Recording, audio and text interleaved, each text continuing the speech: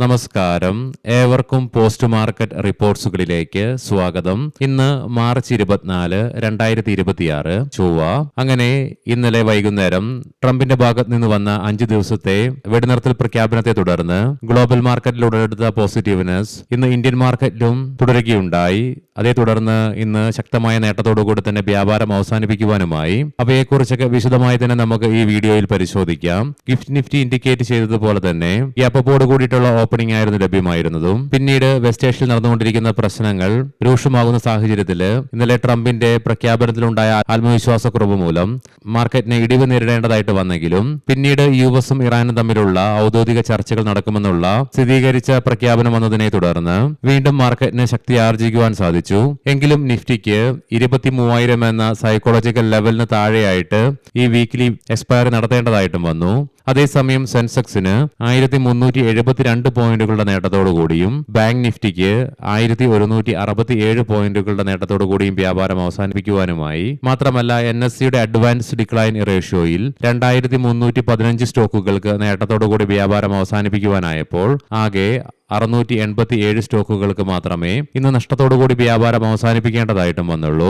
L&T, Interglobe aviation, Asian paints, Eternal, UltraTech cement തുടങ്ങിയ സ്റ്റോക്കുകൾക്ക് ഇന്ന് നിഫ്റ്റിയിൽ നേട്ടം കൈവരിക്കുവാനായപ്പോൾ Coal India, power grid corporation തുടങ്ങിയ സ്റ്റോക്കുകൾക്ക് ഇന്ന് നിഫ്റ്റി 50യിൽ നഷ്ടവും നേരിടേണ്ടതായിട്ട് വന്നു. സെക്ടർ വൈസ് നോക്കുമ്പോൾ ഇന്ന് എല്ലാ മേഖലകൾക്കും തന്നെ നേട്ടത്തോടുകൂടി തന്നെ വ്യാപാരം അവസാനിപ്പിക്കുവാനുമായി auto, IT, metal, media, bank, consumer durables, PSU bank, private bank തുടങ്ങിയ മേഖലകൾക്ക് 2% നേട്ടവും കൈവരിക്കുവാനായി. ബോർഡർ മാർക്കറ്റ്സുകളും ഇന്ന് ബെഞ്ച് മാർക്ക് ഇൻഡസീസിനെ മറികടന്നുകൊണ്ടുള്ള പ്രകടനമാണ് കാഴ്ചവെച്ചത്. തൽഫലമായി നിഫ്റ്റി മിഡ് ക്യാപ്പിനും സ്മോൾ ക്യാപ്പിനും 3% നേട്ടത്തോടുകൂടി തന്നെ വ്യാപാരം അവസാനിപ്പിക്കുവാനുമായി. ഒരാഴ്ചയിലേറെ കാലമായി അമേരിക്കൻ ഡോളറിനെതിരെ അതിശക്തമായി ഇടിവ് നേരിട്ടുകൊണ്ടിരുന്ന ഇന്ത്യൻ രൂപയ്ക്ക് ഇന്നലത്തെ ക്ലോസിംഗ് ലെവലിൽ നിന്നും നേരിയതാണെങ്കിലും 10 പൈസയുടെ നേട്ടത്തോടുകൂടി 93.87 എന്ന ലെവലിലായിട്ട് വ്യാപാരം അവസാനിപ്പിക്കുവാനുമായി. 2027 വർഷത്തോടുകൂടി സെൻട്രൽ ഗവൺമെന്റ് ഭാഗത്ത് നിന്നും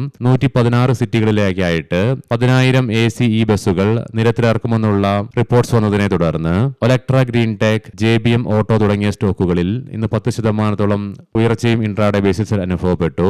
നിലവിൽ വെസ്റ്റ് ഏഷ്യയിൽ നടന്നുകൊണ്ടിരിക്കുന്ന പ്രശ്നങ്ങളെ തുടർന്നും അത് ക്രൂഡ് ഓയിലിന്റെ വിലയിൽ ഉണ്ടാക്കുന്ന ഉയർച്ചയുടെ ഫലമായിട്ടും ഗോൾഡ്മാൻ സാച്ചസ് 2026 വർഷത്തേക്കുള്ള ഇന്ത്യയുടെ ഗ്രോത്ത് ഫോർകാസ്റ്റ് 7% നിന്നും 5.9% വെട്ടിക്കുറക്കുകയും ചെയ്തു. മാത്രമല്ല നിലവിൽ ഇന്ത്യൻ രൂപ അമേരിക്കൻ ഡോളറിനെതിരെ നേരിടുന്ന മൂല്യശോഷണത്തെ തുടർന്ന് തീർച്ചയായിട്ടും ഇന്ത്യയിൽ ഇൻട്രസ്റ്റ് റേറ്റ് ഹൈക്കിനുള്ള സാധ്യതകൾ വർദ്ധിക്കുന്നു എന്നുള്ള വിലയിരുത്തലുകളും അവരുടെ ഭാഗത്ത് നിന്ന് വരികയും ചെയ്തു. 2 ആഴ്ചകൾക്ക് മുന്നേ നമ്മൾ കണ്ടിരുന്നു സൊമാറ്റോ അവരുടെ പ്ലാറ്റ്ഫോം ഫീ വർദ്ധിപ്പിക്കുകയുണ്ടായി. ഇതിനെ പിൻപറ്റി തന്നെ സ്വിഗ്ഗിയും അവരുടെ പ്ലാറ്റ്ഫോം ഫീ ഏകദേശം 17% വർദ്ധിപ്പിച്ചുകൊണ്ട് 14.99 രൂപ പെർ ഓർഡറിൽ നിന്നും 17.58 രൂപ പെർ ഓർഡർ എന്ന നിലയിലേക്ക് ഉയർത്തുകയും ചെയ്തു. 7 മാസങ്ങൾക്കുള്ളിൽ ഇത് 4ാമത് തവണയാണ് സ്വിഗ്ഗിയുടെ ഭാഗത്ത് നിന്നും അവരുടെ പ്ലാറ്റ്ഫോം ഫീയില് വർധനവ് നടപ്പിലാക്കുന്നതും. മണിപ്പാൽ ഹോസ്പിറ്റൽസ് 8,000 കോടി രൂപ മൂല്യം വരുന്ന IPOയ്ക്ക് വേണ്ടിയിട്ടുള്ള ഡ്രാഫ്റ്റ് പേപ്പേഴ്സ് ഫയൽ ചെയ്തു. ഇനി നമുക്ക് ഇന്ന് നമ്മുടെ മാർക്കറ്റിനെ ശക്തമായ ഒരു നേട്ടത്തോടുകൂടി തന്നെ വ്യാപാരം അവസാനിപ്പിക്കുവാൻ ഇടയാക്കിയ കാരണങ്ങൾ എന്തൊക്കെയാണെന്ന് വിശദമായി തന്നെ പരിശോധിക്കാം. ഇന്നലെ നമ്മുടെ മാർക്കറ്റ് അടച്ചതിനു ശേഷം US പ്രസിഡന്റ് ഭാഗത്ത് നിന്നും ഇറാനെതിരെ നൽകിയ 48 മണിക്കൂറിന്റെ കാലാവധി അവസാനിച്ചതോടുകൂടി ട്രംപിന്റെ ഭാഗത്ത് നിന്നും ഇറാനെതിരായിട്ട് 5 ദിവസത്തേക്ക് അവരുടെ ഊർജ്ജ സ്രോതസ്സുകളുടെ മുകളിൽ ആക്രമണം നടത്തുകയില്ല എന്നുള്ള പ്രഖ്യാപനം വന്നു. അവർ ചർച്ചയ്ക്ക് തയ്യാറാവുകയാണെങ്കിൽ. ഇതിനെ തുടർന്ന് ഇന്നലെ ഗ്ലോബൽ മാർക്കറ്റിലും മാത്രമല്ല ഗിഫ്റ്റ് നിഫ്റ്റിയിലും അതിശക്തമായ ഉയർച്ചയും അനുഭവപ്പെടുന്ന കാഴ്ചകൾ നമുക്ക് കാണുവാനും ഇടയാക്കി. ഇത് ഇന്നലെ പലരുടെയും ഉറക്കം കളഞ്ഞിരിക്കാം. എസ്പെഷ്യലി പുട്ട് ഓപ്ഷൻ ബൈ ചെയ്തവരുടെയും കൂടാതെ അഗ്രസീവായിട്ട് കോൾ ഷോർട്ട് ചെയ്തവരുടെയും. എങ്കിലും ഇന്ന് നമ്മുടെ മാർക്കറ്റ് ഓപ്പൺ ആയി വന്നപ്പോഴേക്കും ഇന്നലത്തെ വൈകുന്നേരത്തെ പകുതി നേട്ടമേ ഇന്ന് മാർക്കറ്റിന്റെ ആദ്യഘട്ടത്തിൽ പ്രതിഫലിക്കുകയും ചെയ്തുള്ളൂ. ബാക്കി എല്ലാ പോയിന്റുകളും ചോർന്നു പോകുക തന്നെയുണ്ട്. കാരണം ട്രംപിന്റെ പ്രഖ്യാപനത്തിന് ശേഷവും വീണ്ടും വെസ്റ്റ് ഏഷ്യയിൽ ഇരുകൂട്ടരുടെയും ഭാഗത്ത് നിന്ന് നടന്ന ആക്രമണവും പ്രത്യാക്രമണവും മൂലം തന്നെ കൂടാതെ ഇന്നും ഇരുകൂട്ടരുടെ ഭാഗത്ത് നിന്നും ആക്രമണവും പ്രത്യാക്രമണവും തുടരുക തന്നെയുണ്ടായി. ഇതിനെ തുടർന്ന് ഇന്നലെ ട്രംപിന്റെ പ്രസ്താവനയെ തുടർന്നുണ്ടായ ആത്മവിശ്വാസം മാർക്കറ്റിൽ നിന്ന് ചോർന്നു പോകുന്ന കാഴ്ചയും കാണുവാനിടയാക്കി. എന്നാൽ ഇതിനെയൊക്കെ ഭേദിച്ചുകൊണ്ട് ഇറാന്റെ പുതിയ പരമോന്നത നേതാവായ മുജ്തബ ഖമേനി അമേരിക്കയുമായി ചർച്ച നടത്തുവാനും ഒരു കരാറിലെത്തുവാനും സമ്മതിച്ചതായിട്ട് ഇസ്രായേൽ മാധ്യമങ്ങളെ ഉദ്ധരിച്ച് അൽ അറേബ്യ റിപ്പോർട്ട് ചെയ്തു. ഇതിനെ തുടർന്ന് വീണ്ടും ഗ്ലോബൽ മാർക്കറ്റിന്റെയും ഇന്ത്യൻ മാർക്കറ്റിന്റെയും സെന്റിമെന്റ്സ് മെച്ചപ്പെടുക തന്നെയുണ്ടായി. അതുകൊണ്ട് തന്നെ ഈ ഒരു റിപ്പോർട്ട് വന്നതാണ് ഇന്ന് ഇന്ത്യൻ മാർക്കറ്റിന് വീണ്ടും ശക്തി ആർജിച്ചുകൊണ്ട് ശക്തമായ ഒരു നേട്ടത്തോടുകൂടി തന്നെ വ്യാപാരം അവസാനിപ്പിക്കുവാനും ഇടയാക്കിയത്. മാത്രമല്ല ഇതിനെ തുടർന്ന് ഇന്ന് വീണ്ടും വാല്യൂ ബൈയിങ് അതിശക്തമായ എല്ലാ മേഖലകളിലുമുള്ള ക്വാളിറ്റി സ്റ്റോക്സുകളിലും വളരെ പ്രകടവുമായിരുന്നു. മാത്രമല്ല ഇന്നലെ ട്രംപിന്റെ പ്രസ്താവന വന്നതിനെ തുടർന്ന് ഗ്ലോബൽ മാർക്കറ്റിൽ ആരംഭിച്ച പോസിറ്റീവ്നെസ് ഇന്നും തുടരുക തന്നെയുണ്ടായി. ഇതിനെ തുടർന്ന് ഇന്ന് ഗ്ലോബൽ ക്യൂസ് പോസിറ്റീവായിട്ട് തുടർന്നതും കൂടാതെ കഴിഞ്ഞ ബുധനാഴ്ച അഥവാ 18-ാം തീയതിക്ക് ശേഷം ഇന്ത്യ വിക്സിൽ ഇന്ന് ഇടിവ് രേഖപ്പെടുത്തി. ഏകദേശം 7.44% ഇടിവോടുകൂടി 24.74 എന്ന ലെവലിലായിട്ടാണ് ഇന്ത്യ വിക്സ് ഇന്ന് ക്ലോസിംഗും രേഖപ്പെടുത്തുകയും ചെയ്തത്.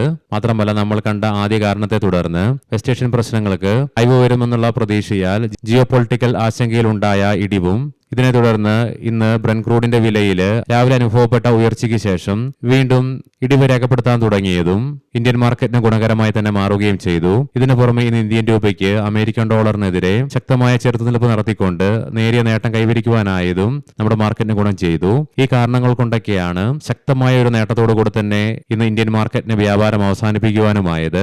ഇനി ഈ നേട്ടം നാളത്തേക്ക് നിലനിൽക്കുമോ അല്ലെങ്കിൽ അതിശക്തമായ ഒരു നേട്ടത്തിലേക്ക് നാളെ മാർക്കറ്റ് തിരിയുമോ ഇല്ലയോ എന്നുള്ള കാര്യങ്ങളൊക്കെ പലരുടെയും മനസ്സിലുണ്ടാകാം. ഇതൊരു യുദ്ധ സാഹചര്യമായതിനാൽ തന്നെ കാര്യങ്ങൾ എപ്പോൾ വേണമെങ്കിലും മാറി മറിയാമെന്നുള്ള ഒരു സ്ഥിതി എപ്പോഴും യുദ്ധത്തിലുണ്ട്. ഇനി ഇരു കൂട്ടരുടെയും ഭാഗത്ത് നിന്നും ആക്രമണമൊന്നും വരുന്നില്ല, അല്ലെങ്കിൽ ആക്രമണം വന്നാൽ തന്നെ ഇറാന്റെ പരമോന്നത നേതാവും US പ്രസിഡന്റും തമ്മിലുള്ള നെഗോസിയേഷൻ ചർച്ചകൾ നടക്കുമെന്ന് ഉറപ്പുണ്ടെങ്കിൽ അത് തീർച്ചയായിട്ടും ഒരുപക്ഷെ ഗ്ലോബൽ മാർക്കറ്റിനും ഇന്ത്യൻ മാർക്കറ്റിനും ആത്മവിശ്വാസം നൽകുകയും ചെയ്യും. അതുകൊണ്ട് തന്നെ ഈ വരാൻ പോകുന്ന ദിവസങ്ങൾ വളരെ നിർണായകമാണ് താനും. ഗ്ലോബൽ മാർക്കറ്റുകൾ പരിശോധിക്കാം. യുഎസിലെ ഡോ ജോൺസ് ഫ്യൂച്ചർ നേരിയ നേട്ടത്തോടുകൂടി അഥവാ 40 പോയിന്റുകളുടെ നേട്ടം മാത്രമേ പ്രതിഫലിപ്പിക്കുന്നുള്ളൂ. യൂറോപ്യൻ മാർക്കറ്റ്സിൽ UK മാർക്കറ്റ് നേരിയ നേട്ടത്തോടുകൂടിയും ഫ്രാൻസ് ജർമ്മൻ മാർക്കറ്റുകൾ നഷ്ടത്തോടുകൂടിയിട്ടുമാണ് വ്യാപാരം നടത്തിക്കൊണ്ടിരിക്കുന്നത്. ഏഷ്യൻ മാർക്കറ്റ്സിൽ ഇന്ന് തായ്വാൻ മാർക്കറ്റിന് മാത്രമേ 0.4% നഷ്ടത്തോടുകൂടി വ്യാപാരം അവസാനിപ്പിക്കേണ്ടി വന്നുള്ളൂ. ബാക്കി എല്ലാ മാർക്കറ്റുകൾക്കും നേട്ടത്തോടുകൂടി തന്നെ വ്യാപാരം അവസാനിപ്പിക്കുവാനുമായി ഇന്ന് രാവിലെ 3% ഉയർച്ച രേഖപ്പെടുത്തിയ ബ്രന്റ് ക്രൂഡിന്റെ വിലയിൽ നിലവിൽ 0.5% ഉയർച്ചയും ക്രൂഡ് ഓയിലിന്റെ വിലയിൽ 1.25% ഉയർച്ചയും മാത്രമേ അനുഭവപ്പെടുന്നുള്ളൂ. ബ്രന്റ് ക്രൂഡിന്റെ വിലയിൽ 2.5%-അടുത്തും ക്രൂഡ് ഓയിലിന്റെ വിലയിൽ 1%-ലേറെയും ഇടിവും രേഖപ്പെടുത്തി. അതേസമയം ഗോൾഡിന്റെ വിലയിൽ 0.5%-ലേറെ അഥവാ $17 ഉയർച്ചയാണ് അനുഭവപ്പെടുന്നതും. ബ്രന്റ് ക്രൂഡിന്റെ വില $100.53 പെർ ബാരൽ എന്ന നിലയിലായിട്ടും ക്രൂഡ് ഓയിലിന്റെ വില $89.87 പെർ ബാരൽ എന്ന നിലയിലുമായിട്ടാണ് വ്യാപാരം നടന്നുകൊണ്ടിരിക്കുന്നതും. ഗോൾഡിന്റെ വില $4,425.74 പെർ ഔൺസ് എന്ന നിലയിലായിട്ടാണ് വ്യാപാരം നടത്തിക്കൊണ്ടിരിക്കുന്നതും. ഇനി നമുക്ക് ഇന്നത്തെ പ്രധാനപ്പെട്ട സ്റ്റോക്കിംഗ് ന്യൂസുകൾ പരിശോധിക്കാം. മുൻകൂട്ടി ഓർമ്മിപ്പിച്ചുകൊള്ളട്ടെ, ഇത് ഒരു ബൈ ഓർ സെൽ റെക്കമെൻഡേഷൻ അല്ല.